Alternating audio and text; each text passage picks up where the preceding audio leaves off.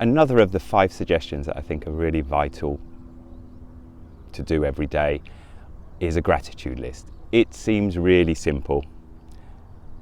I think its effect is immense. If you're looking at it scientifically, you're going to start to go down positive neural pathways where you might have always, or for a long time, gone down negative neural pathways. You'll clear the way in the positive path, and the negative path will get more and more overgrown. When a lot of people start this, it's the other way around, and they naturally go to negative and lack rather than positive and abundance. So really, really powerful, simple but powerful. So the best way of doing this, I think, is write 10 things you're grateful for just before you go to bed. Write it, handwritten is best. Write I am grateful for at the start of every sentence. And it can be big things like my health, my partner, my children, my family, my friends. But also, I also include some smaller things that perhaps are taken for granted, such as I've got a mobile device here that is very handy. I even put sometimes something like I'm grateful for my shoelaces, okay?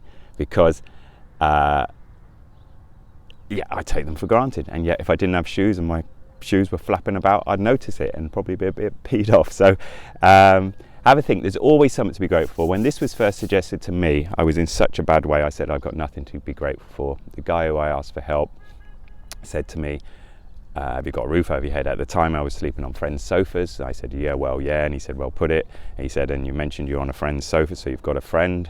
Put him down, name him.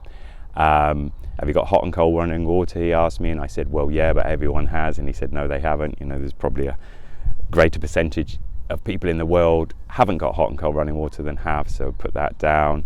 Have you got food at the place you're staying at? I said, yeah, there's a little bit in the fridge, loaf of bread, stuff, basics. He said, great, put that down, you've got food, and so on. So there is always something to be grateful for.